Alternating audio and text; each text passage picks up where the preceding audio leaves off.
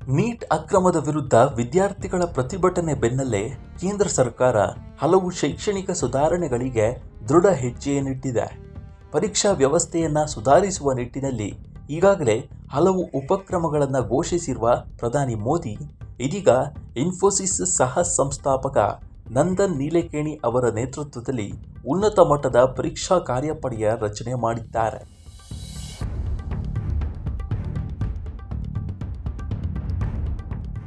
ಈ ಕಾರ್ಯಪಡೆ ಪರೀಕ್ಷಾ ಸುಧಾರಣೆಗಳನ್ನು ಪರಿಶೀಲಿಸಿ ಕೇಂದ್ರ ಸರ್ಕಾರಕ್ಕೆ ತನ್ನ ವರದಿಯನ್ನು ಸಲ್ಲಿಸುವ ಜವಾಬ್ದಾರಿಯನ್ನು ನಿರ್ವಹಿಸಲಿದೆ. ನೀಟ್ ಅಕ್ರಮದ ತನಿಖೆಗೆ ಫಾಸ್ಟ್ ಟ್ರ್ಯಾಕ್ ಕೋರ್ಟ್ ರಚನೆ ಮಾಡುವುದಾಗಿ ಘೋಷಣೆ ಮಾಡಿದ್ದ ಪ್ರಧಾನಿ ಮೋದಿ ಭಾರತದ ಪರೀಕ್ಷಾ ವ್ಯವಸ್ಥೆಯಲ್ಲಿ ಅಮೂಲಾಗ್ರ ಬದಲಾವಣೆ ತರುವ ಉದ್ದೇಶದಿಂದ ಪರೀಕ್ಷಾ ಕಾರ್ಯಪಡೆಯನ್ನು ರಚಿಸಿ ಆದೇಶ ಹೊರಡಿಸಿದ್ದಾರೆ.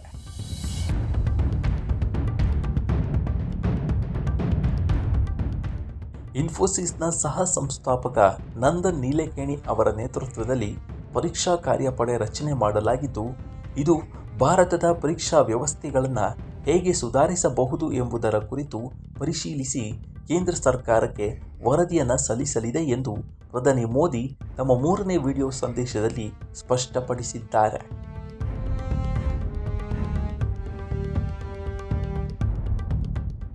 ಸ್ನೇಹಿತರೆ, ವಿದ್ಯಾರ್ಥಿಗಳ ಭವಿಷ್ಯಕ್ಕಾಗಿ ಭಾರತ ಸರ್ಕಾರ ನಿರಂತರವಾಗಿ ಹಲವಾರು ಕ್ರಮಗಳನ್ನು ಕೈಗೊಳ್ಳುತ್ತಿದೆ.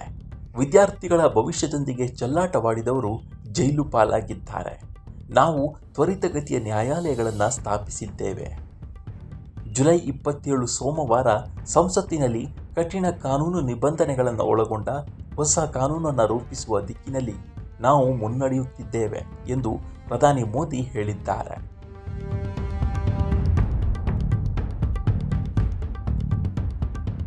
ಪರೀಕ್ಷಾ ಕಾರ್ಯಪಡೆಯ ಮುಖ್ಯಸ್ಥರಾಗಿ ಪ್ರಧಾನಿ ಮೋದಿ ಅವರು ಇನ್ಫೋಸಿಸ್ ಸಹ ಸಂಸ್ಥಾಪಕ ನಂದನ್ ನೀಲೇಕೇಣಿ ಅವರನ್ನು ನೇಮಿಸಿದ್ದಾರೆ. ಈ ಕಾರ್ಯಪಡೆ ಸಲ್ಲಿಸುವ ವರದಿಯ ಆಧಾರದ ಮೇಲೆ ಮುಂಬರುವ ಪರೀಕ್ಷೆಗಳ ವಿಶ್ವಾಸಾರ್ಹತೆಯನ್ನು ಖಚಿತಪಡಿಸುವ ನಿಟ್ಟಿನಲ್ಲಿ ಕೇಂದ್ರ ಸರ್ಕಾರ ಕ್ರಮ ಕೈಗೊಳ್ಳಲಿದೆ.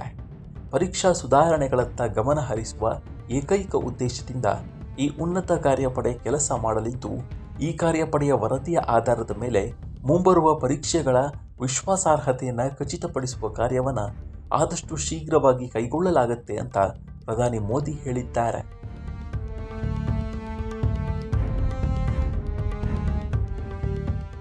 ಸಿಜೆಪಿ ಪ್ರತಿಭಟನೆ ಪರಿಣಾಮವಾಗಿ ಕೇಂದ್ರ ಶಿಕ್ಷಣ ಸಚಿವ ಸ್ಥಾನಕ್ಕೆ ಧರ್ಮೇಂದ್ರ ಪ್ರಧಾನ್ ರಾಜೀನಾಮೆ ನೀಡಿದ ಮರುದಿನವೇ ಪ್ರಧಾನಿ ಮೋದಿ ಈ ವಿಶೇಷ ಕಾರ್ಯಪಡೆಯ ರಚನೆಯನ್ನು ಘೋಷಿಸಿದ್ದಾರೆ.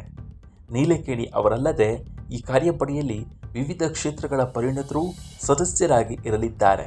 ದೇಶದ ಪರೀಕ್ಷಾ ವ್ಯವಸ್ಥೆಗಳನ್ನು ವಿಶೇಷವಾಗಿ ತಂತ್ರಜ್ಞಾನದ ದೃಷ್ಟಿಕೋನದಿಂದ ಮತ್ತು ರಚನಾತ್ಮಕ ಸುಧಾರಣೆಗಳ ಮೂಲಕ ಉತ್ತಮಪಡಿಸಲು ಈ ಕಾರ್ಯಪಡೆ ನೆರವಾಗಲಿದೆ.